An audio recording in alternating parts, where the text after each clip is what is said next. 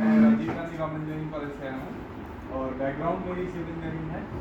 और अपने टॉक को शुरू करने से पहले मैं धन्यवाद करूँगा डॉक्टर गज्जू जी का, उन्होंने हमें यहाँ बुलाया, भानु जी का, और गुलशन जी जो हमारी सपोर्ट टीम है और काफ़ी टाइम से मैसेज ट्रेनिंग भी साथ में कर रहे हैं। और ये मेरा पहला फर्स्ट सेशन है आप लोगों के साथ। तो शुरुआत करने से पहले मतलब कि मैं आपको बताना चाहता हूँ कि कांगड़ा जो है जब 1905 का अर्थक्वेक आया था उसके बाद से मतलब कि यहाँ पे बहुत सारे प्रयास चल रहे हैं यहाँ पे, ताकि हम कोशिश करें कि सेफ कंस्ट्रक्शन प्रैक्टिसेस को जितना ज़्यादा हम लोगों तक पहुँचाएँ, है ना। सो DDMA ने इससे पहले भी मैसेज के साथ बहुत सारे ट्रेनिंग प्रोग्राम करें। Even with help of cement companies हम गाँव में भी जाके जो लोग हैं वहाँ के जो पंचायत के नुमाइंदों से बात करके लाइफ है वो 50 साल के करीब। मान लो कोई बंदा आज घर बना रहा है तो ये बात फॉर श्योर है कि उसकी नेक्स्ट जनरेशन उस घर में नहीं रह रही है। 50 साल की कंस्ट्रक्शन हो रही है और with in span of 20 to 25 years हमारे डिज़ाइन कोड चेंज हो रहे हैं। और हमारे पास जो भी अगर हम बिल्डिंग बना रहे हैं अगर वो अर्थक्वेक के लिए अच्छी नहीं है, अर्थक्वेक को रेजिलिएंट नहीं है, उसको नहीं झेल पा रही है, उसमें रहने वाले लोग हैं उन पर खतरा है।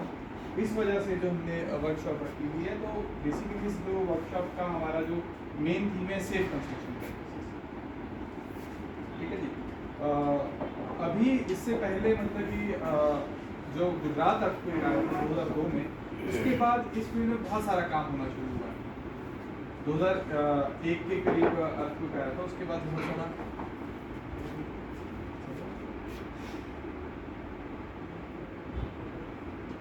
और उसके बाद बहुत सारे रिवाइज्ड कोड आने शुरू हुए हैं। अभी जो रिवाइज्ड कोड है हमारे 1893 2006 जो अर्थक्वेक के लिए नया कोड आया है, और 13920 डक्टाइल डिटेलिंग का कोड है जो आपकी डिटेलिंग बताता है किस तरह से करना है। उसके बारे में काफ़ी सारी नई डिटेल्स आई हैं।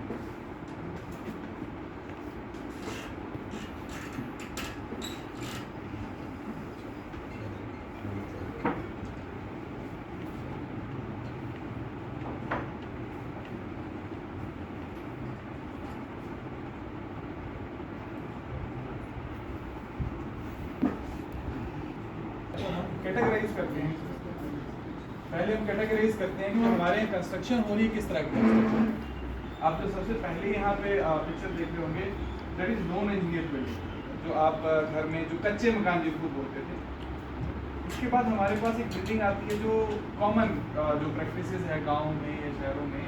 व्हाट वी डू कि हम जब भी घर बनाना चाहते हैं तो we consult with 2 persons, generally एक के साथ ही, आजकल थोड़ा फैशन आ गया 2 लोगों के साथ कंसल्ट करते हैं।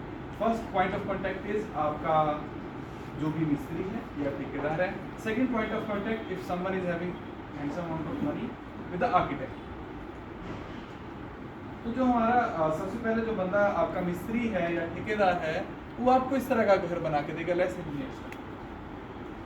तो आपको बताएगा जी आप ऐसे करोगे तो आपके यहाँ पैसे बचेंगे, ऐसा करोगे तो आपके यहाँ पैसे बचेंगे। He generally what he is trying to do, he is trying to make a structure which is very good in taking loads which are vertical in nature. सिर्फ वो लोड जो कि ग्रेविटी की वजह से नीचे जा रहे हैं उनको लेने के लिए बहुत सफिशिएंट है जो बता रहा है। इवन आप आर्किटेक्ट के पास जाओ वो भी आपको वही चीज़ बताएगा कि हाँ जी ये बिल्डिंग आपकी स्टेबल रहेगी, स्टेबल रहने में कोई दिक्कत नहीं है। But when it comes to seismic forces और हॉरिजॉन्टल फोर्सेस, कभी बहुत इंटेंसिटी का आपके पास टर्नेडो आता है या अर्थक्वेक आता है ठीक ठाक इंटेंसिटी का, वहाँ पे दिक्कत आती है। ऐसे सीधे खड़े रहना बहुत आसान है। When someone is coming and pushing you or pulling you, then it is very difficult. The same thing happens when a seismic activity occurs. तो जब अर्थक्वेक आया तब बिल्डिंग्स हिलती हैं।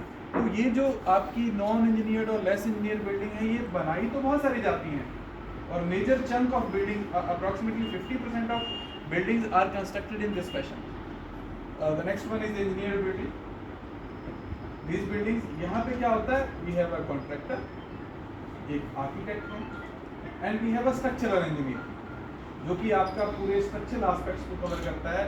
ही विल सी कि ये जो आपके बीम कॉलम है are they able to bear this much capacity of load, क्या उनकी स्पेसिंग एडिक्वेट है, आपकी बिल्डिंग की ओरिएंटेशन एडिक्वेट है, क्या किसी जॉइंट पे फेलियर आने के चांसेस हैं। All these things are covered, then that is called engineered house. The last one आप देख रहे होंगे, ये जो आपको वैसे घर हैं जो आपको मतलब कि लो बिलो पॉवर्टी लाइन जो लोग हैं उनके होते हैं, यहाँ पे कोई दिक्कत वाली बात नहीं, क्योंकि यहाँ पे जो बिल्डिंग मटेरियल को यूज़ करते हैं इज वेरी लाइट। और अगर अर्थक्वेक आता है, बेसिकली अर्थक्वेक आपके जो बिल्डिंग का वजन है उस वजह से उसको हिलाता है। तो अगर इस तरह के स्ट्रक्चर है that is out of range है। तो अगर हम कैटेगराइज करने चाहें तो major chunk 50% of the chunk of the buildings are आपका सेमी इंजीनियर्ड बिल्डिंग्स।